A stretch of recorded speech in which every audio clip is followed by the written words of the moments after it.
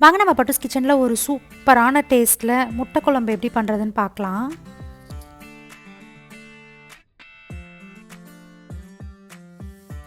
இந்த ரெசிபிக்கு தேவையான எல்லா பொருளும் பார்த்திங்கன்னா ரெடி பண்ணி எடுத்து வச்சுருக்கேன்.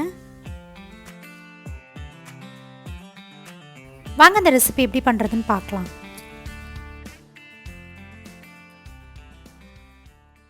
இந்த ரெசிபிக்கு ஒரு ஸ்பூன் அளவுக்கு இஞ்சி பூண்டு பேஸ்ட் அரைச்சி எடுத்துக்கோங்க.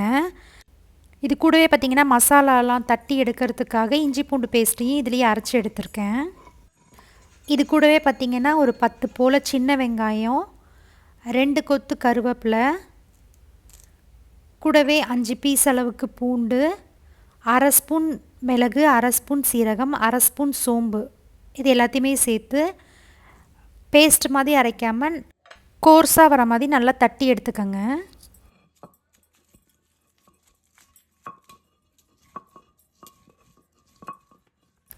பார்த்திங்கன்னா இந்த அளவுக்கு தட்டி எடுத்துக்கோங்க. மிக்சியில் அரைக்கிறதா இருந்தால் பல்ஸ் மோடில் வச்சு கோர்ஸாக அரைச்சி எடுத்துக்கோங்க. இப்போ இது எல்லாத்தையுமே வதக்கி எடுத்துக்கலாம். அதுக்கு நல்ல அகலமான பேனில் ஒரு 4 ஸ்பூன் அளவுக்கு ஆயில் ஆட் பண்ணிக்கோங்க.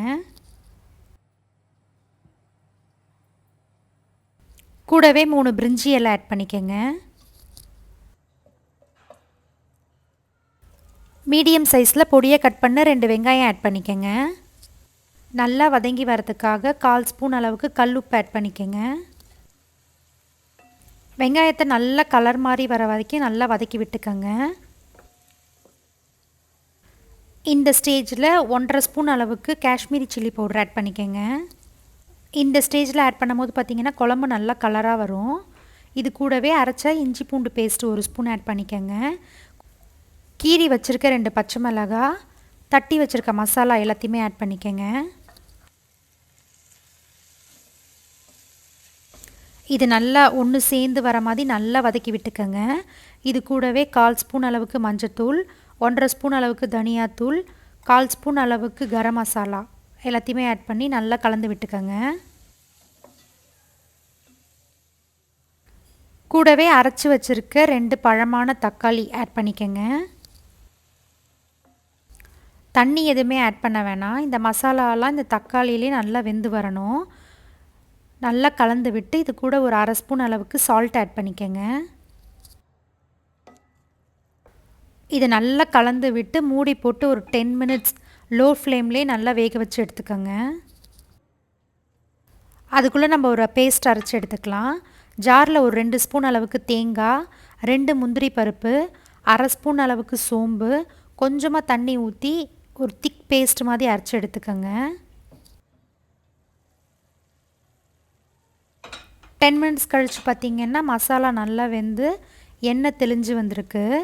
இந்த ஸ்டேஜில் நல்லா கலந்து விட்டு ஒரு டம்ளர் அளவுக்கு தண்ணி ஊற்றிக்கோங்க. இது நல்லா கலந்து விட்டுக்கோங்க. மூடி போட்டு ஒரு 5 மினிட்ஸ் லோ ஃப்ளேம்லேயே வச்சு எடுத்துக்கோங்க. தண்ணி நல்லா கொதிச்சு வரணும். பார்த்திங்கன்னா எல்லாம் ஒன்று சேர்ந்து இந்த அளவுக்கு கொதி வரும்போது அரைச்சி வச்சுருக்க அந்த தேங்காய் பேஸ்ட் எல்லாத்தையுமே ஆட் பண்ணிக்கோங்க.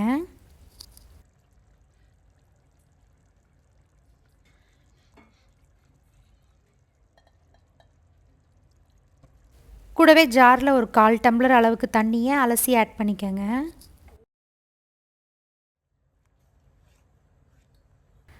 இதை நல்லா கலந்து விட்டுக்கோங்க. இந்த ஸ்டேஜில் உப்பு பத்தலைன்னா ஆட் பண்ணிக்கோங்க. நான் ஒரு 1/4 ஸ்பூன் அளவுக்கு சால்ட் ஆட் பண்ணியிருக்கேன். பார்த்திங்கன்னா எல்லா மசாலாவும் ஒன்று சேர்ந்து இந்த அளவுக்கு வந்திருக்கு. இந்த ஸ்டேஜில் முட்டையை உடச்சி ஆட் பண்ணிக்கோங்க. நான் ஒரு 4 முட்டை போல் எடுத்திருக்கேன். ஒன்று ஒன்றா உடச்சி இந்த மாதிரி கப்பில் ஊற்றி தனித்தனியாக ஆட் பண்ணிக்கோங்க.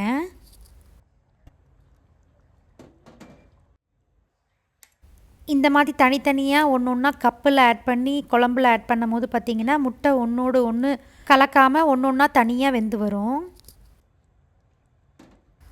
பார்த்திங்கன்னா 4 முட்டையும் ஆட் பண்ணியாச்சு. இப்போ இதை மூடி போட்டு லோ ஃப்ளேம்லேயே ஒரு 10 மினிட்ஸ் நல்லா வேக வச்சு எடுத்துக்கோங்க.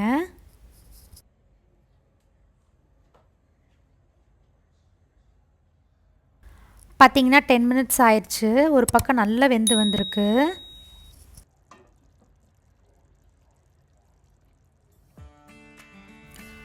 பார்த்திங்கன்னா எல்லா முட்டையும் திருப்பி போட்டு இன்னொரு 10 மினிட்ஸ் நல்லா வேக வச்சு எடுத்துக்கோங்க.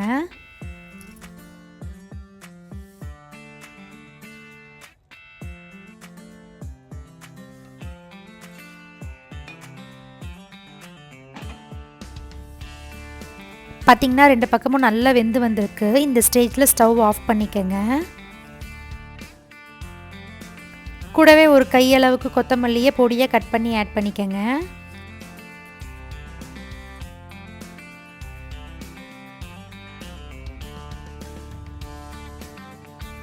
கொத்தமல்லியெலாம் ஆட் பண்ணி 2 மினிட்ஸ்க்கு மட்டும் மூடி போட்டு வச்சுக்கோங்க. 2 மினிட்ஸ் கழித்து பார்த்திங்கன்னா நல்லா ஒரு கொத்தமல்லி ஃப்ளேவரோட நல்ல ஒரு சூப்பரான முட்டை மசாலா ரெடி. கண்டிப்பாக இந்த ரெசிபியை நீங்களும் உங்கள் வீட்டில் ட்ரை பண்ணி பார்த்துட்டு எப்படி இருக்குன்னு கமெண்ட் பண்ணுங்கள்.